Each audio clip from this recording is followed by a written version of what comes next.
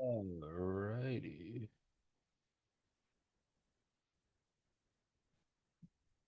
Guys, thank you so much for watching Tommy Untamed. We have a great guest, which is me right now. So, yeah, stay tuned.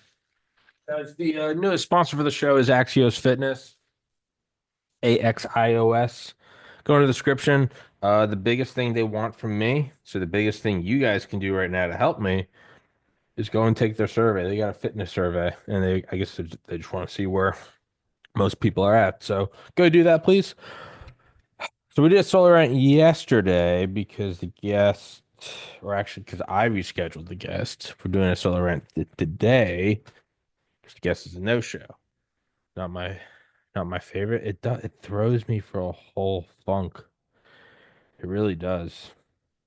It's like standing at a starting line and, you know, not doing anything, just doing a false start again and it does really. I mean, I hate to sound like that, or it's like, oh, I'm not feeling it today. Because you just sound like a shitty artist, and I use that term derogatively. Like, oh, the vibe isn't there. But I mean, maybe artists aren't entirely douchebags because you have your thing and you get going and you're just ready to rock. And it's not like a normal switch up where you get a chance for a huge show because something big happened in the news and you're like, I got to get it now. Or you have a huge guest and they're late and you're like, that's fine. I'm gonna do anything to have this guest. But it's kind of frustrating when you have a guest and they just no show. And dude, I don't even care about like last second cancellation. I really don't. I mean, I do. They're not ideal, but like I don't at all because I do that all the time to people. Um, and this also isn't like a fucking diatribe again. Like it's fine. It just it does throw me for a loop. It it is what it is. It's whatever. Nobody owes me anything. But it does. There is like a funk where you just get thrown for a loop. Just like everything's a little. You're like you're just yeah. It's I don't know. So normally I do solo rants when the guest doesn't show up, um, or specifically if I have an idea about something. Those are easier. These ones are more difficult, where I don't have anything planned, but I gotta fill a slot and I gotta put it up because it's primarily consistency. So that's what I'm gonna do right now. So might not be the best one, just letting you know. Um, and these are hard because I don't really know where to go or how to start. It's just an empty hour. So I don't know. I sometimes I write down solo rant ideas, actionable intelligence. All right. So I mean, I don't know. We'll start from there and see if that goes anywhere. Um, I was thinking about the idea of like real implications of signs versus like lesser implications. And by that I mean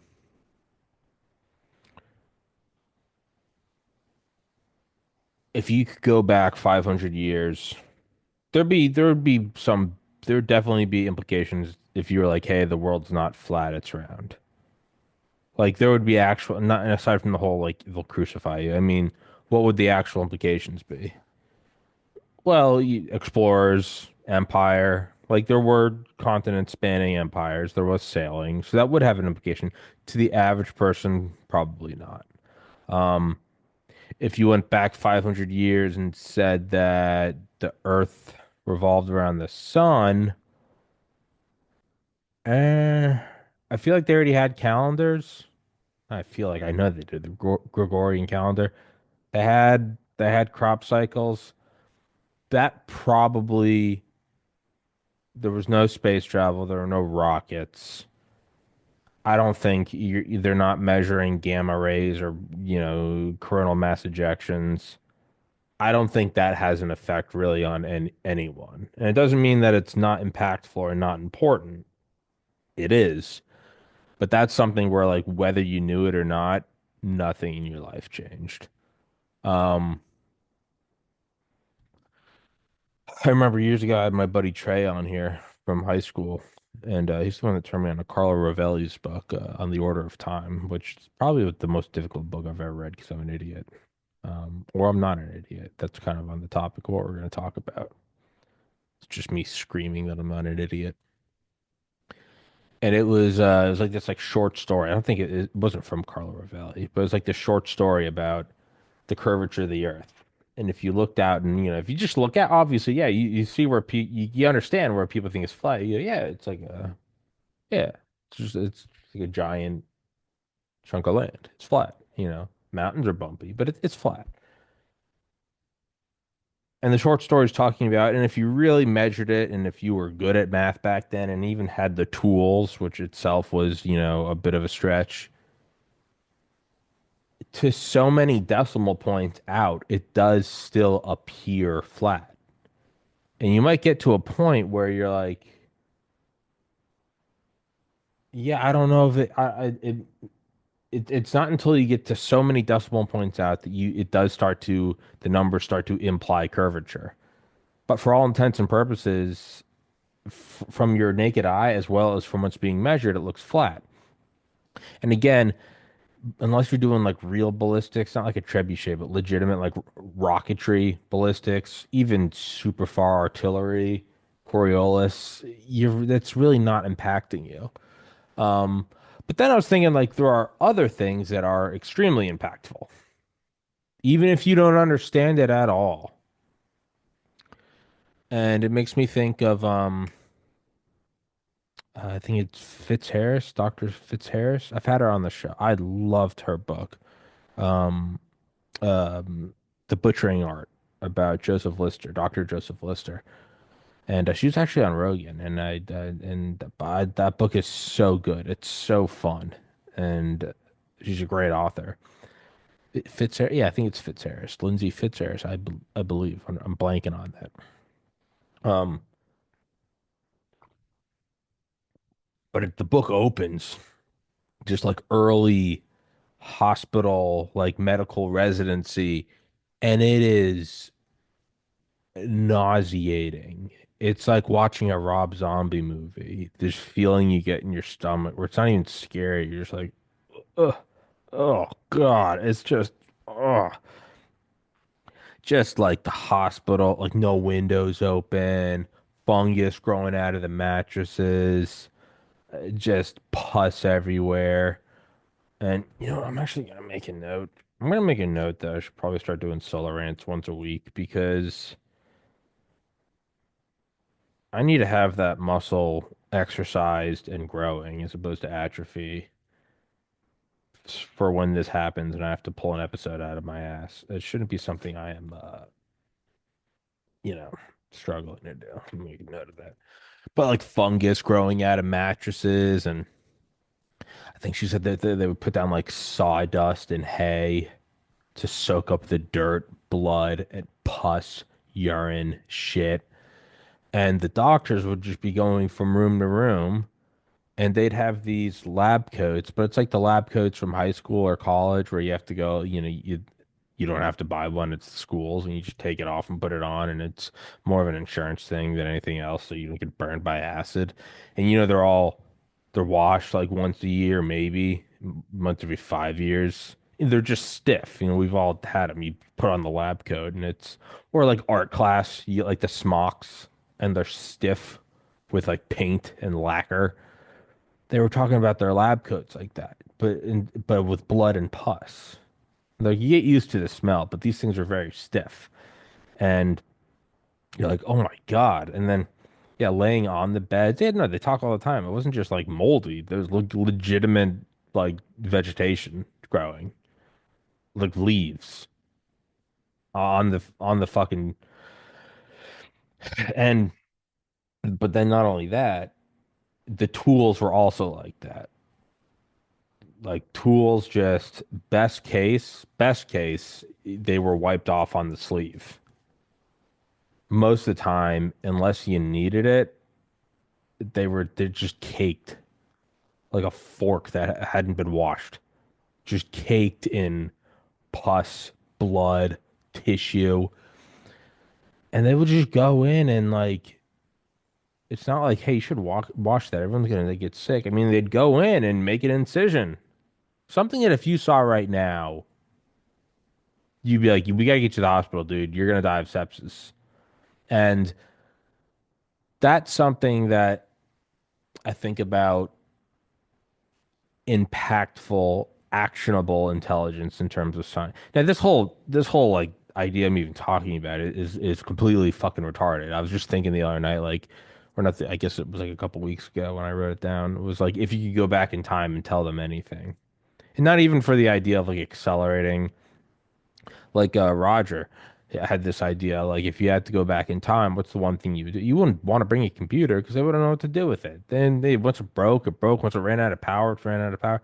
He always said you'd bring back like an almanac, you'd bring back and you'd bring back like a physician's desk reference, and you would bring back I think the equivalent of like all measurements, just measurements and equations from like fluid dynamics to the densities of metals to chemistry. You would bring that back, and then that would accelerate. But I'm not even talking about accelerating. I'm just talking about if you were to go back in time and give them something to act on. Again, what's the importance of this? It's not. Shut up. But um, but I was thinking, yes, like if you went back in time, you explain the curvature, and let's imagine like you don't have to prove it. They don't burn you at the stake. Let's just imagine in this hypothesis that you don't have to prove it. It's just what you say is factual. You could tell them fake shit, which would be kind of funny, but curvature of the Earth. I mean, maybe two explorers, yeah, latitude, longitude, right? Which I forget which one of them. One of them was extremely difficult to figure out. Maybe to like the royal family, empire, military. Okay, yeah, sure. Dust. I'm just stroking out. Dutch East Indies. Yeah, sure. Okay. Most people know. I mean, if you went back and explained, I don't know, maybe if you explained lift, like aerodynamic lift. Yeah, okay. Okay. Because they still had like the material science to make, lightweight canvas or wooden scaffolding. There's sirens going on right now. Oh,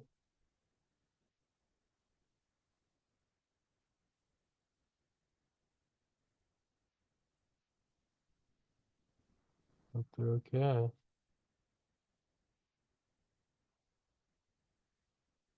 Whoa, fire truck. Yo. Oh, yeah. Going good. Long time. Yeah. I gotta come back to do this. Just don't use this bathroom for like the next hour. We're working on the pipe down below. Okay? Yeah, dude. I'll be back. Yeah. Interesting.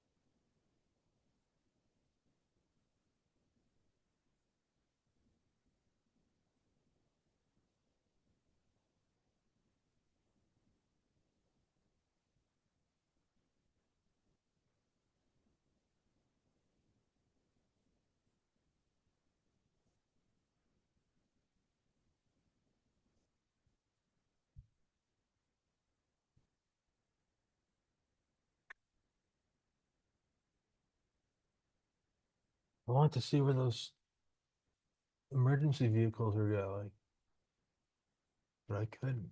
That's my maintenance guy. Um, but yeah, so but what would be actionable, right? Something like that. Something like germ theory. Gravity wouldn't, because that's something that's so simple, it's self-evident, right? I mean, you just gravity. Animals know that. But so, you know, Something like germ theory, you wouldn't even have to explain what germs are or cell walls, or you would just say like, hey, the thing that's making that person sick and cough, it's you wouldn't even have to explain what it is. You'd be like, it's their fluids, so don't touch their fluids. That would immediately change, you would have to only understand language. So that's something that would be immediately actionable, to where if you went back and, you know, showed them the wavelengths of hydrogen and helium through, orbital telescopes, it would probably mean nothing other than like a factoid. But something like germ theory really would. I mean, yeah, and I mean, yeah. And there's not many things like that. And I think that's what's so fascinating. Other than people in these, other than, learned learned members of these communities, there's not actually many things that you could bring back that would have a meaningful impact on almost anyone. And that's just like a fascinating concept to me, that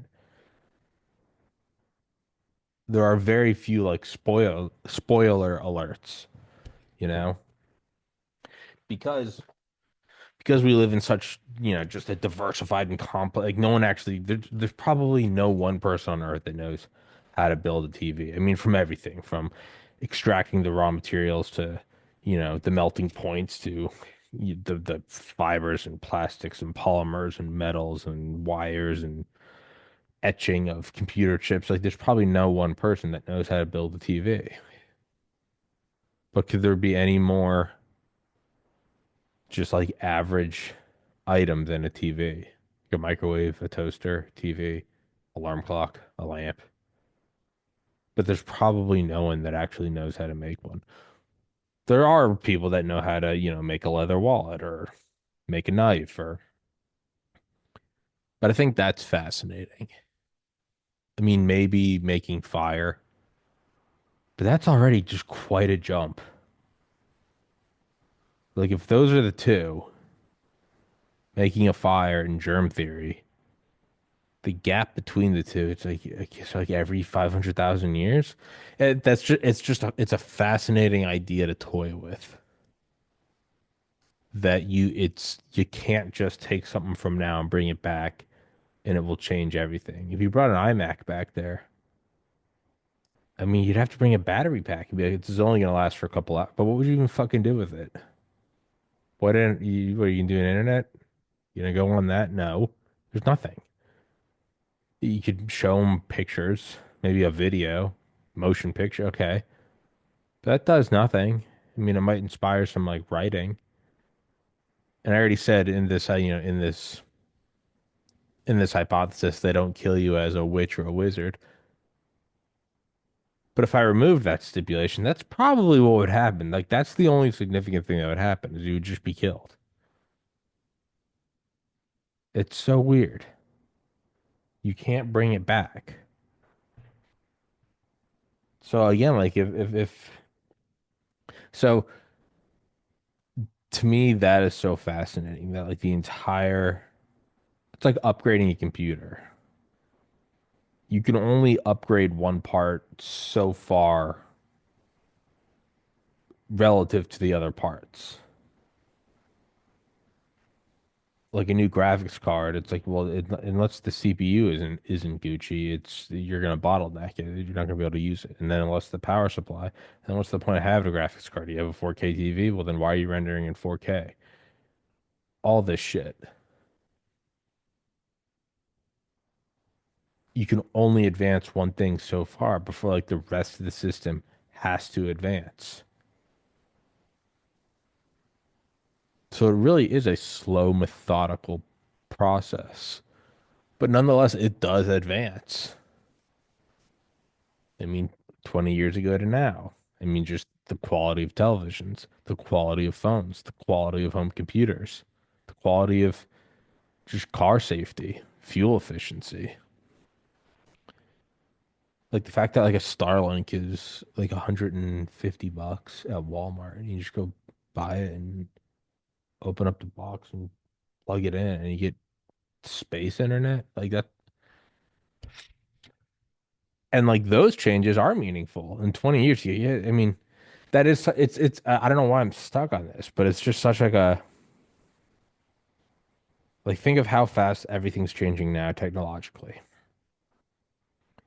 If I told you, will there be any meaningful changes in the next 20 years? You'd be like, what? There'll be meaningful changes in the next 2 years.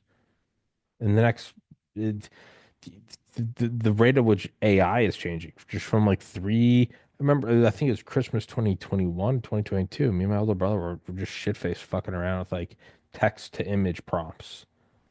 And they were bad. It was like Santa Claus covered in blood drinking whiskey with Dick Cheney.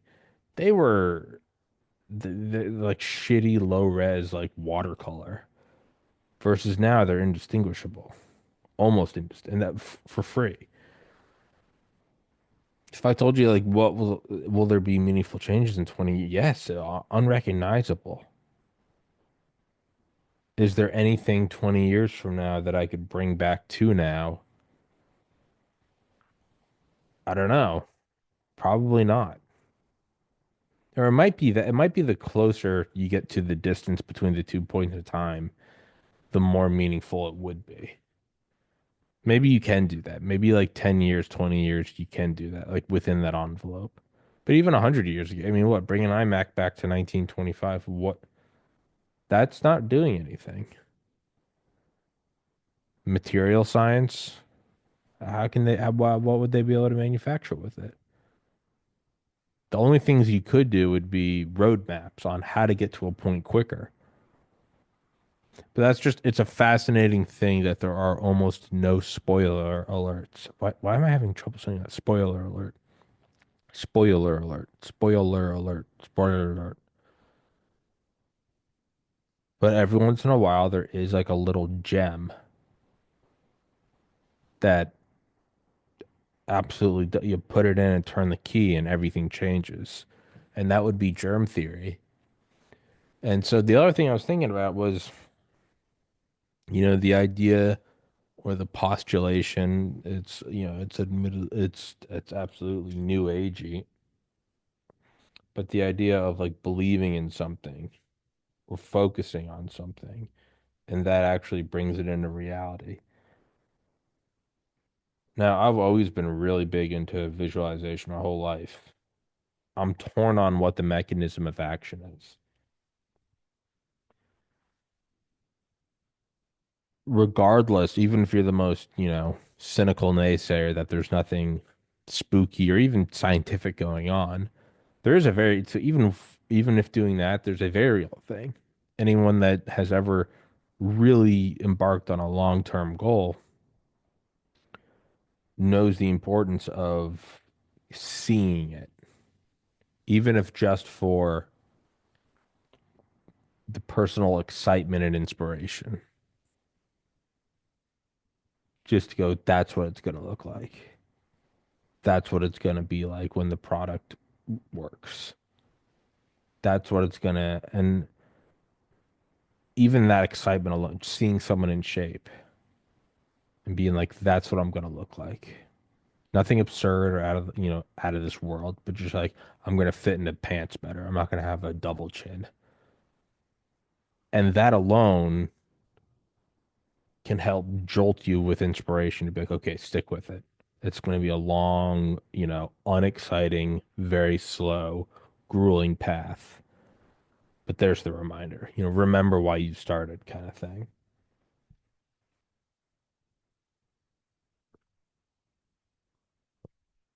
For me, I still get it when I see people get super, like, super drunk. And I'm like, oh, yeah, no, no, that's why I don't do that. It's because in addition to feeling bad, like I have panic attacks the next day. I'm like, that's why I don't do that. It took me a long time of still getting panic attacks to finally be like, hey, this isn't worth it. And every once in a while, I'd go sober for like a month or something, and you almost forget about it. or you knowingly, intentionally forget about it. You become willfully ignorant, and then you have one, and you're back to square one. Sometimes you have to have it just so bad that you can no longer deny it. And so, in that sense, visualization, I believe, is valuable to anyone, regardless of, new agey or occult or, Christ consciousness or divine intervention or quantum physics. Other than like any of that, there is real value in just seeing it. It's the entire purpose behind like a motivational quote or a motivational, background on your phone. You're like, yeah, just, well, no, no, not quite, because that's more of like an abstract, stimulant shot. But just when you see the thing you really want to do. Like for me, when I was going to Valdosta, Georgia, Valdosta State University, and I wanted to transfer to UGA, I would go visit my friends at UGA. Because you go and you get really psyched about the idea, but then, a week goes by. Yeah. You're like, am I really going to study that much? Why would I leave here? But I would go there and I would just the size of the campus, the size of like the science programs, and I would just work as like even if the thing I was kind of guffawing over wasn't related to like being pre-med, even if it was just the size of the downtown life. It's like that's so cool because in Valdosta there was I think two bars. In Georgia there was like 150. And just even that I remember making a note one time because in Valdosta there was a strip of bars. It was really like a parking lot with a couple bars next to each other. And at UGA there was a legitimate downtown. And I remember and this is back in like 2009, writing on a sticky note like streetlights because I was so thrilled at the idea of like a downtown that wasn't just bars next to each other. It was an actual like little city with streetlights and intersections. There weren't any intersections at Valdosta's downtown. It was just a parking lot. That did that have anything to do with going to med school? Absolutely not. But it was something I would think about and I would get excited. I'd feel it. I'd be like, okay, and it would just that would help you on days where you just really weren't feeling it. And you're just like, why am I doing this? And I don't have to do this. You don't have to diet. You don't have to get sober. So long as you're keeping your job, like you don't have to get sober. So what's the point of saying all this? Because I've always found that to find something, just any sort of stimulant, any fuel injection, anything to just keep you going when you're not feeling totally stoked about whatever endeavor you're undertaking. Um, and I would do that once I was at UGA. I would do it with like, looking up medical schools and just trying to imagine what it would be like walking on campus. When I volunteered at hospitals, which you didn't do because I'm a good person. I did it because it looked good on your resume. I would think about that and I would just see and I'd be like, this is what I'm doing. Like, you're not just mind, because it's easy to lose yourself and be like, what the fuck is the point of memorizing all these acid levels of all these chemicals? Like, what am I doing? I'm 22. I should be out getting shit faced.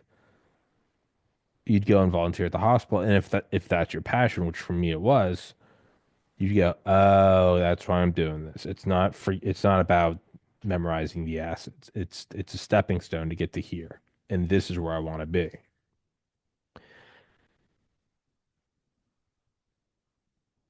So I've always done that, and it's always really helped. Really, from around the time I graduated, December 2013, to when I lost my older brother, April 2014. From there forward for like 5, 6 years, that nothing of value happened. It was just, and there probably was value, but I still can't even see. It was just implosion. It was just terror, pain, anxiety, depression, apathy, hatred, it, guilt, envy, everything bad, just bad, bad, bad. Um, but and then starting the podcast in December 2019. And, I had a job at the liquor store in Maryland in 2020. And even then, I would just imagine what it would be like when I would make money on YouTube, which is now comical. That fucking communist CIA faggoty cutout. But I would just imagine what it would be like to not have to go to work. I'd go to the liquor store with my fucking business or whatever shirt uniform and just every minute looking at the clock. Looking, even now I'm getting it and it's like ugh. I just fucking hated it. And I'd be like, one day you're not gonna have to do this. And then I would think about like, well, what will you do with when you start to make any money? And I'd be like, man, I'm gonna move out of my parents' house. So I'm gonna be in it because I never really lived on my own. I mean, I went to college where you're on your own, but pretty much no time elapsed from the end of college to my brother dying. Sure, I was living on my own, but I was like in a drug-induced stupor. And then I lived at home between 26 and almost 31. So I didn't actually know what it'd be like to college. You're on your own, but not really. You're living with a bunch of other people and you're going to class every day. You're not really on your own. So I was like, I want to experience like being an adult living on my own, and I was yearning for that at age 30, which is a weird thing because most of the time you get it by the time you're like 22. And I would just think about just little shit.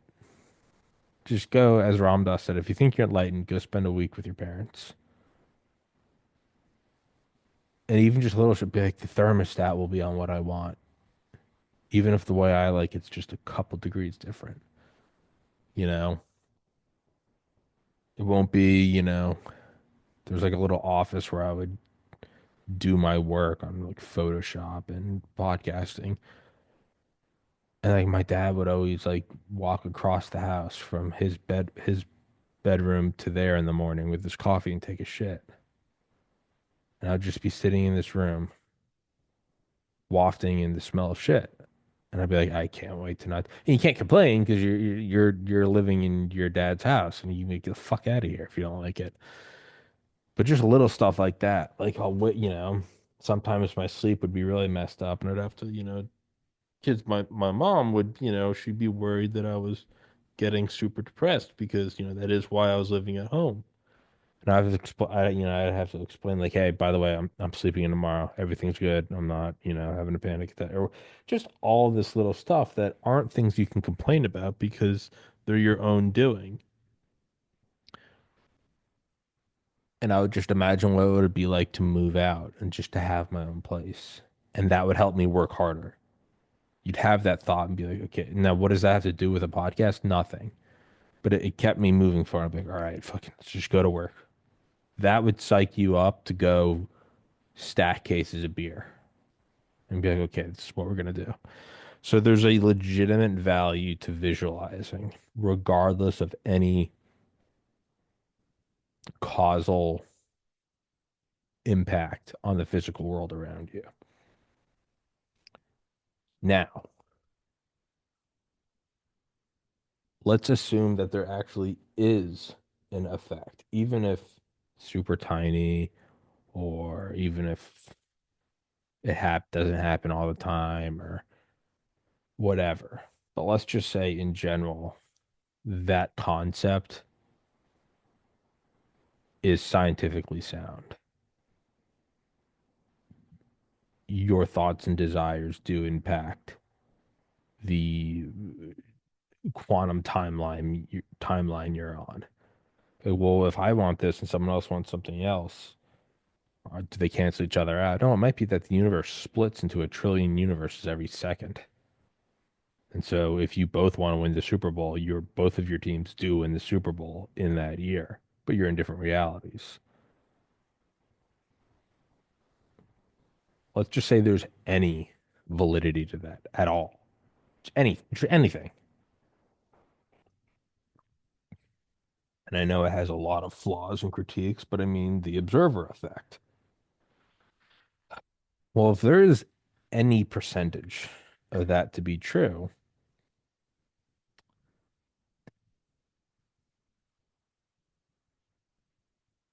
And it might even be that it only adds like a little bit. It's just like a little boost, and you still have to do all the work. It could be that all the way to it is the only thing that causes change in this world is your belief in it, and everything else you do is just it's just busy work that's meaningless. It's like working out in a dream. You didn't build any muscle. Sorry. If that, if just fucking if, and let's say that was discovered 200 years from now through some neuroscience of what, however they discover it. We can't understand in the same way that Christopher Columbus wouldn't know how we would verify that the Earth is round. Like satellites, what? Don't worry about it. If that was true, or even your words, right? Where it's like, don't call yourself stupid. Your words are, it's all new age shit. There's no sources for it. But, your words are 100,000 times more powerful than your thoughts. So it's like, don't call yourself stupid. Don't call yourself fat. Don't call yourself unlovable. Don't call yourself poor. Don't, right? Which, even if none of this is accurate, those are, I think, still good habits to have. To be like, no, don't talk down to yourself. Just be like, no, we're gonna fucking do this. It's gonna work. That's what I did living at home. Pure delusion. Pure delusion.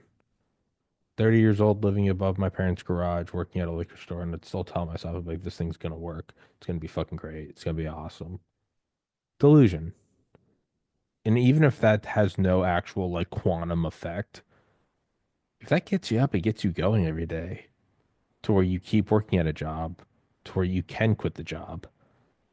That is absolutely real. Not even the concept of like placebo. No, that is real, and that got you up every day. That is very fucking real.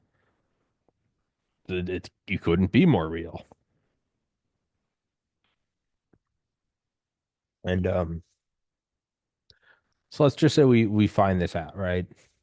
And it's not as easy as like Vinny Vinny Vici, give me a golden apple. Let's say it's not even that.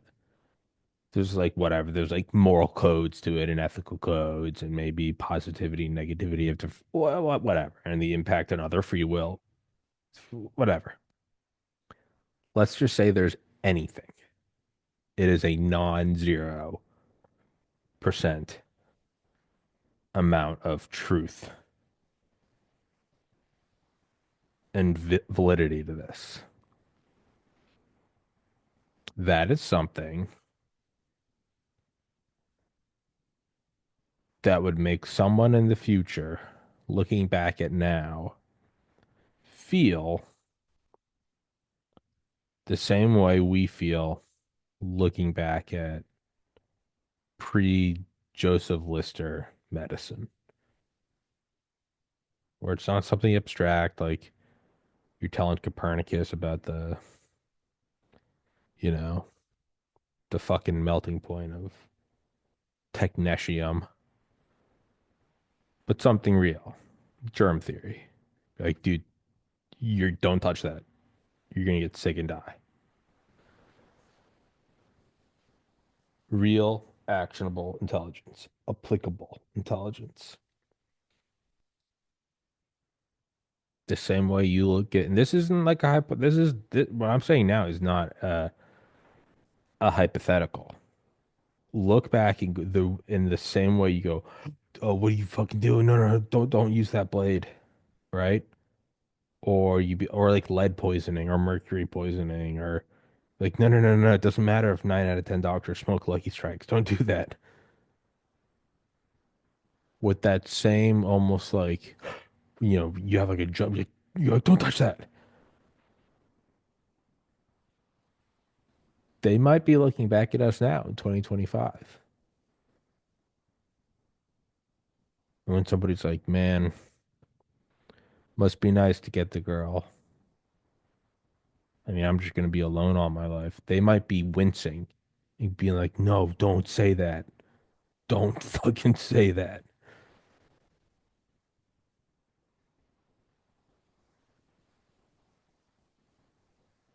Or like for me, whenever I get like really down on the podcast, I always try to see and feel like a positive future coming. But sometimes, for whatever reason, just not sleeping well, or you just whatever, it's just, luck of the draw, and your brain chemicals are off that day. Or even if I don't feel it, I will still tell myself that the podcast is succeeding. Now, most days I'm able to feel it. I'm able to see it and kind of go, it's slowly moving that direction. And some days you really feel it and it's like euphoria. But even if I don't feel it, I will still look reality dead in the eyes and lie to it and myself. I will say it is all moving in the right direction and I'm going to be thrilled with the outcome, even if I feel nothing. I would tell myself that. Even when I was fucking fat and depressed and suicidal and living at home, I would still tell myself, I'd be like, the future is so bright. What's the quote? The future's so bright, you're gonna need shades to look at it. And now sometimes you do feel that, and you're like, hell yeah, we're working towards that. But like today, I really didn't want to go to the gym. I just wake up and I go, we're going to the gym and we're just doing it, even though I don't feel it at all. No part of me is like, let's go get it. I'm just like, we're just gonna go do it because that's like the last line of sovereignty you have to where you can say I'm gonna be warm and the heater's on and you have a sweatshirt. And then you can go, well, I'm gonna be warm and there's no heater, no sweatshirt, but you can, I don't know, do some push-ups. Then what if you're handcuffed to the couch and you're freezing? You can still say I'm warm, even if you don't fucking believe it. You can still say I am warm. And to me, that's always just been like one last bit of sovereignty. I think my maintenance guy's going to be coming in any minute, so we'll wrap it up whenever he does.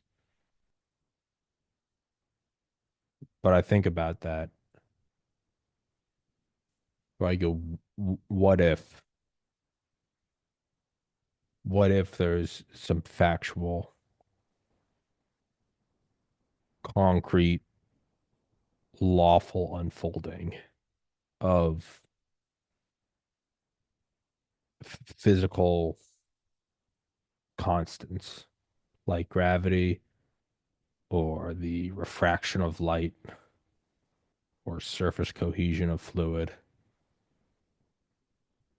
or germ theory? What if it is real?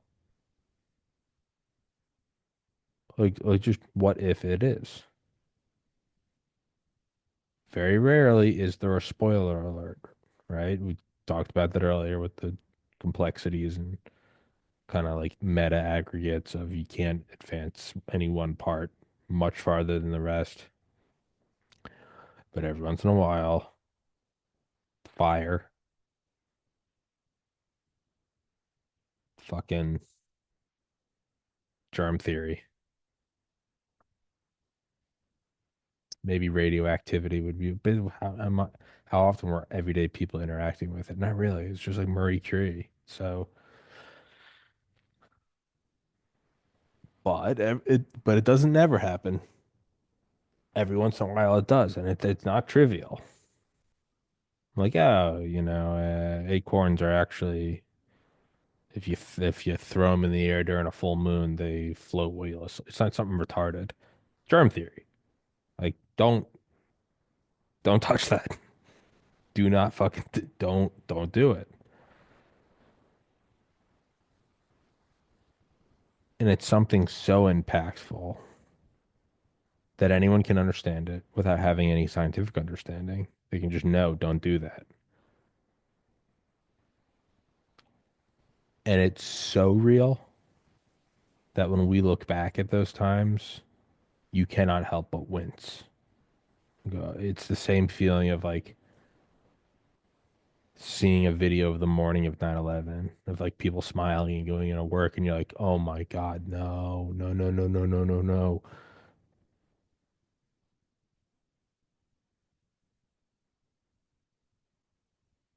What if that is how people in the future are looking at us? And they go, that's why evil people try to, control the media is because they know your thoughts have an impact on reality. So they try to tell you that you're helpless and alone and you can't fight the government because they want you to believe that. And that's why positive people are always fucking killed. Jesus.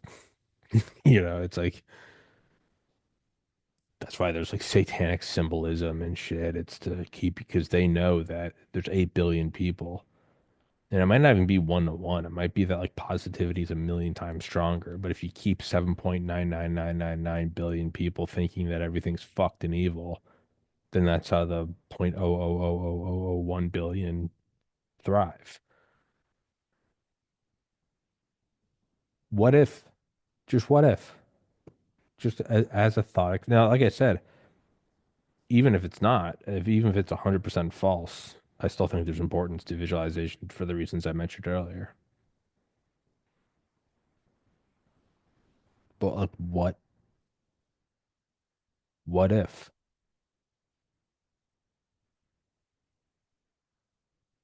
Well, I still have negative thoughts. You will. You absolutely will. It's not going to work out. Fucking, I'm going to lose another brother to suicide. No, no, no, no, no, no. You'll still have those, and don't pretend you won't. But just take a minute and go, okay. So sometimes I'll go, I can't imagine like the podcast succeeding, and my brain lies to me, and I go, well, I'm just being a realist, and that's how you justify it. So, and this is, it'll be unique to however your life is, you, the listener. I think that might be him. But if I really feel like the show isn't going to succeed, finally, I'll tell myself, I'll go, okay, you have clearly fleshed out the story about how it won't.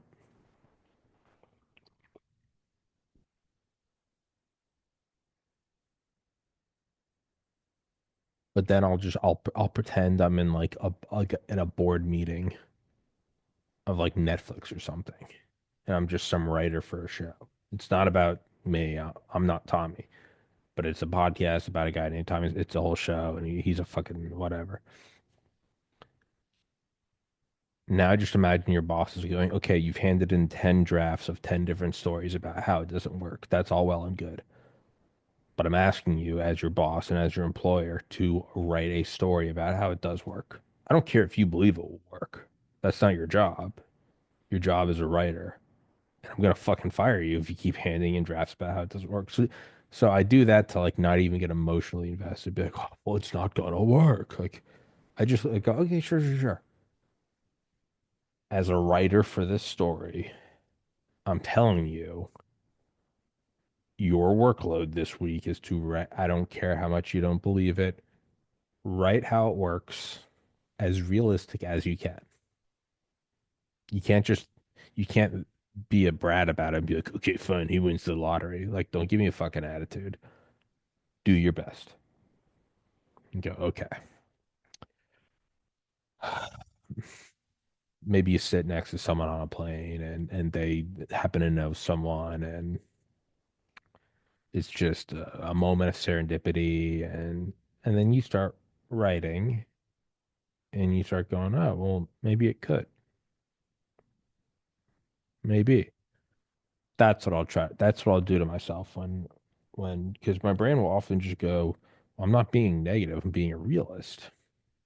Maybe being negative is a realist. Sure, fine. I will reach a point where I'll go, okay, I understand that. You've written me out all of these outcomes. That's all well and good. Not asking what you want though. You're a fucking author for this animated series, and I'm telling you to hand in this draft or you're fired. Why are you doing this? Like, and so like I think I said that last summer on the show where I was like I was like I'm biased in that I don't want like, the evil people to win and us to have a global dictatorship of hell because, I want to live in a good world. But I'd say like even without that, just entertainment value, I want to see the less likely outcome. Yes, it happens to be the one I like. But, at a certain point, you're like, yeah, I don't even care if I win the lottery. I just want to see someone win it. Like, yes, I'm biased and I would like to win it. But even if it's not me, like, I just want to fucking see someone win it. It's why we like the underdog. So, I mean, like, what if any of that is real? And if it is, it's probably a mixture between like work ethic and all that.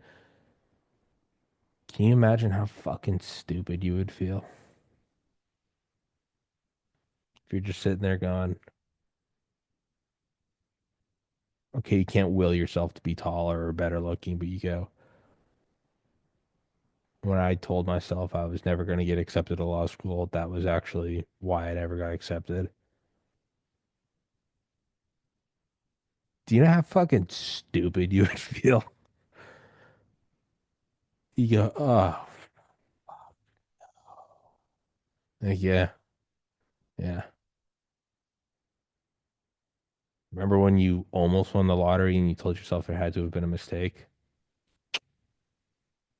Yeah. You were supposed to just get $5 million and you and you alone fucked it. Do you know how fucking dumb you would feel? Do you know how bad the wincing would be? And so I think about that a lot. I just, what if it is real? Just what if?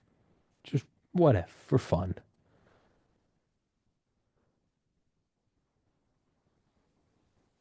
And so that's why even when I don't feel it in my bones, I still tell myself it's gonna work out. I'm gonna do well. Goodness will prevail. God is real. So that's today's solo rant. I hope you guys enjoyed it. Um, yeah, I don't know. Shows will resume tomorrow. All right, love you.